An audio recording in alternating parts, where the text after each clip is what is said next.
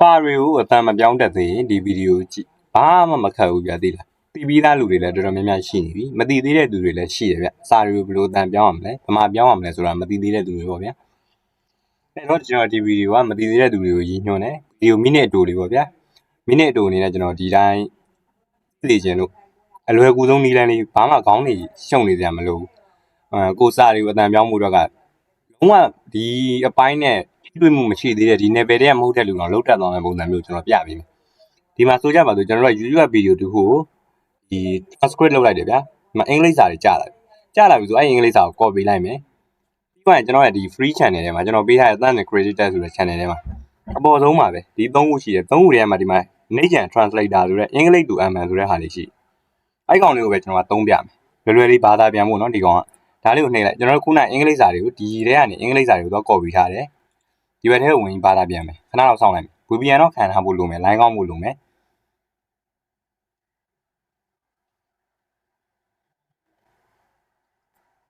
မှာဆိုရင်ကျွန်တော်တို့ဝင်သွားပြီ website တွေကို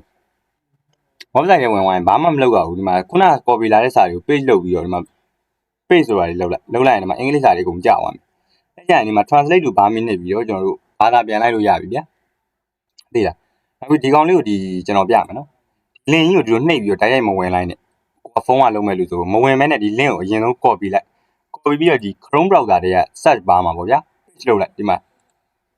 ဒီ search bar မှာဒီလို page လာလုပ်လိုက်လို့ရတယ်ဒီလိုလုပ်ပြီးဝင်လိုင်းကောင်းမှုတော့လိုမယ် VPN ဘယ်စာပါညာစာပါတော့ကျွန်တော်မပြောဘူးလိုင်းကောင်းရပြီကျွန်တော်ရဲ့ဒီ software လေးကဆိုတော့ဒီမှာရပြီအင်္ဂလိပ်စာတွေလည်းထည့်ပြီးသွားပြီဘာသာပြန်ဖို့အတွက်ဒီမှာ translate to ဘာမျိုးတစ်ချက်နှိပ်ပြီးခဏအောင်စောင့်လိုက်မယ်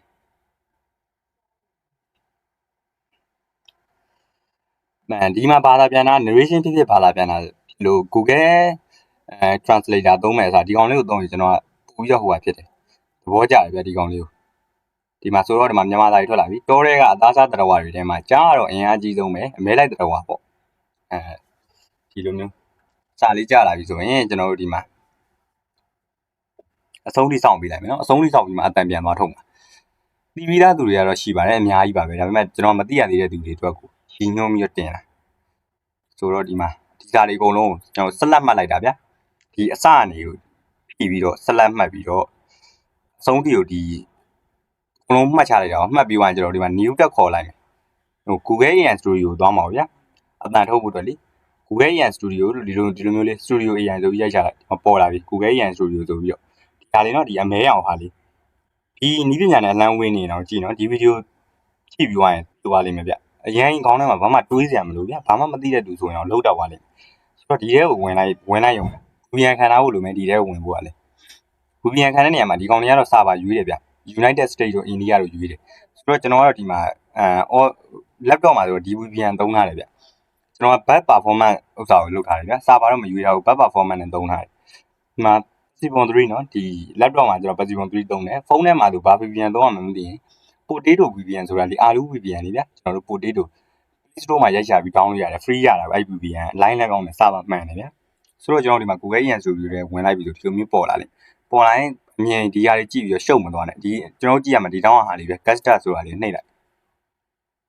နှိပ်ပြီးရင်ခဏတော့စောင့်လိုက်ဒါကျွန်တော်အကောက်ဝင်ပြီးသားမို့လို့ဝင်သွားတာဒီလိုပေါ်လာရင်လည်းဘာမှစိတ်မရှုပ်နဲ့ဒီမှာ continue တာနှိပ်ပြလိုက်ဒီလိုရောက်သွားပြီဆိုရင်ဒီမှာကျွန်တော်တို့က playground ဆိုတဲ့အပေါ်သုံးအနေကိုသွားရမယ်ဝင်ချင်းဒီမှာ bell ဆိုတာတွေဝင်နေလိမ့်မယ်အဲ့ဒါကိုမလုပ်ဘဲနဲ့ဒီအပေါ်ဘက် playground တစ်ချက်နှိပ်လိုက်နှိပ်လိုက်ဒါမျိုးကြာလာပြီဒီမှာအများကြီးကြာလာလို့မျက်စိရှုပ်မသွားနဲ့ကျွန်တော်ကြည့်ရမှာဒီမှာ mic ပုံစံလေးနဲ့ speech and music ဆိုတဲ့ကောင်လေး mic ပုံစံလေးနဲ့เนาะအနီကောင်လေးဒီမှာကျွန်တော်ပြထားတယ်ဒီမှာ2တန်းရှိရတဲ့တရားမှာဒီမှာဒီကောင်လေး4ခုမြောက်ပေါ့ဗျာ1 2 3မဟုတ်5ခုမြောက်3 4 5ဒီမှာဒီကောင်လေး speech and music အဲ့တဲဝင်လာဝင်ပြီးရင်ဒီအောက်ကကျတော့ Lilia 3 တို့ဘာတို့ကကျတော့ကျွန်တော်ချင်းတွေပါထုတ်ဖို့အတွက်ကောင်းနေအဲ့ဒီကောင်နှစ်ခုကိုမကြည့်နဲ့ကျွန်တော်ကြည့်ရမှာဒီအပေါ်ဆုံးက Gemini 3.1 TTS ဆိုတဲ့ကောင် TTS ပါတဲ့ကောင်ချက်နှိပ်ပေးလိုက်ဝင်သွားပြီဒီမှာကျွန်တော်သုံးလို့ရတဲ့ template တွေအများကြီးရှိအဲ့ template တွေထဲမှာကျွန်တော်ပုံမှန်သုံးနေကြသည် the training guide ဆိုတဲ့ကောင်ဒီကောင်လေးကိုကျွန်တော်သုံးတယ်အဲ့ကောင်လေးတော့တစ်ချက်နှိပ်ဝင်လိုက်မယ်နှိပ်ဝင်လိုက်ရင်ဒီမှာအင်္ဂလိပ်စာတွေနဲ့ဖြစ်နေတယ်အင်္ဂလိပ်စာတွေနဲ့ဖြစ်နေတဲ့ကောင်လေးဒီမှာကျွန်တော်ဘာကိုဖြတ်ကမလို့ဒီ informative ဆိုတဲ့ကောင်ကိုမဖြတ်နဲ့ဒီအင်္ဂလိပ်စာလေးဒီဘောင်လေးနဲ့ခွင်းစာခွင်းမိတ်လေးတွေကကောင်လေးကိုထားလိုက်ဒီ welcome ဆိုတဲ့ဒီ blue လေးကနေစပြီးတော့ကျွန်တော်ဖြတ်ကမှာဖြတ်ဖို့အတွက်ဆိုရင်ဒါလေးကိုအကုန်ဆက်လက်မှတ်လိုက်ပြီးတော့ကျွန်တော်တို့ကမြန်မာစာပြန်ထည့်မှာဖြစ်လို့ဆက်လက်မှတ်ပြီးသွားရင်ဒါထက်လုပ်လိုက်အပေါ်ကနေဒါမြန်မာစာတွေအကုန်ဝင်သွား ဝင်သွားဆိုကျွန်တော်အတန်ထုတ်ဖို့ပဲကြံဒီမှာပြောချင်တာတောတဲ့ရဆိုတဲ့နေရာမှာတော့ပြက်နေတယ်သူကစာအဲ့တော့ကျွန်တော်ဖြတ်ပြီးတော့ကျွန်တော်ဒီမှာအလွယ်ပဲ AW ပဲရေးလိုက်တယ်တောတဲ့ကအသားစားတရဝါတွေထဲမှာကြားကတော့အင်အားအကြီးဆုံးမဲလိုက်တရဝါပေါ့ဒါမျိုးလေဒီလိုလေးထည့်ပြီးသွားပြီဆိုရင်ဒီအောက်မှာ run ဆိုတာရှိတယ်ဒီမြားလေးဒီဘက်ကိုတွားနေတာလေဒီတော်လေးရဲ့အရှိရဗျာဒီခလုတ်တစ်ခုပဲရှိတယ်အကြီးဆိုလို့အဲ့ကောင်လေးကိုကျွန်တော်နှိပ်ပြီးတော့အတန်ထုတ်လိုက်အဲ့လိုမြန်မာစာကိုအတန်ထုတ်တာပဲအင်္ဂလိပ်စာကိုလည်းဘာသာပြန်တယ်မြန်မာစာကိုကြားလာတဲ့ဘာသာပြန်တဲ့မြန်မာစာကိုကျွန်တော်ဒီမှာအတန်ပြန်လာထုတ်တယ်လွယ်လွယ်လေးပြသိတယ်အမလဲတဲ့သူတွေဆိုရင်တော့နားလည်သွားလိမ့်မယ်ဒီဗီဒီယိုလေးကိုကြည့်သွားလို့ရှိရင်